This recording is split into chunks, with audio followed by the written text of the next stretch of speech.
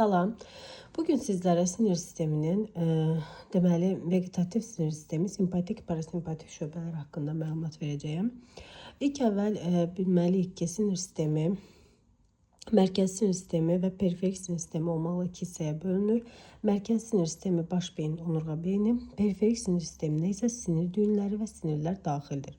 Bəzən şagirdlər səhvən sinir düyünlərini və sinirləri orqan kimi götürmürlər. Bu çox böyük yanlışdır.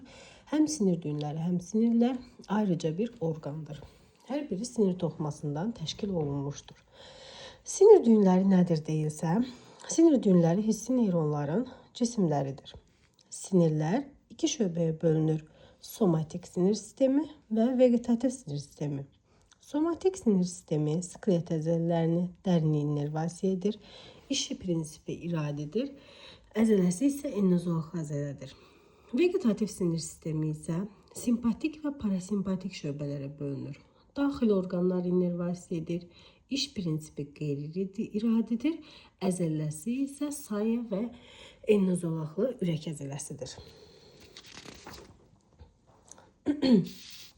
Simpatik sinirlərin və parasimpatik sinirlərin biz həm mərkəzlərini, həm düyünlərini əzbər bilməliyik. Simpatik sinirlərin mərkəzləri onurğa beyninin döş və bel nahiyəsi. Düyünləri isə onurğa beyninin yaxınlığında yerləşir. Parasimpatik sinir şöbəsinin mərkəzləri beyin kötüyü və omada, düyünlər isə orqanların yaxınlığında yerləşir. Gəlin bu şəkildə, ətraflı şəkildə baxaq. Deməli, simpatik şöbə döş və bel nahiyəsindən, parasimpatik isə onurğa beynin beyin kötüyündən və oma şöbəsindən çıxır. Simpatikin sinir düyünləri onurğa beynin yaxınlığında, parasimpatikin düyünləri isə orqanların yaxınlığında yerləşir. İndi, məsələn, bizə hər hansı bir orqan verə bilər. Bu orqana gələn simpatik sinirlər hardan çıxır, parasimpatik sinirlər hardan çıxır deyə testdə sual verə bilər. Əsasən, deməli, döş boşluğu, qarın boşluğu orqanlarına gələn simpatik sinirlər döş nahiyəsindən, parasimpatik sinirlər isə çanaq boşluğunda yerləşən orqanları innervasiya edir. Burada yalnız böyrək istisna haldır.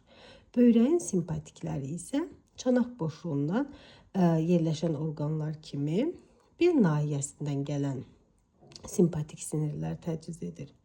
Məsələn, ürəyin simpatik sinirləri döş nahiyəsindən gələn sinirlər təchiz edir. Parasimpatik isə beyin kötüyündən.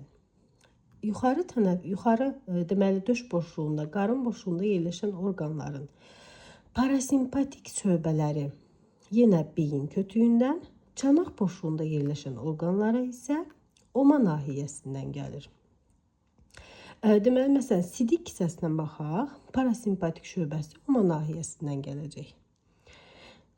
Eləcə də simpatik isə bel nahiyəsindən gələcək.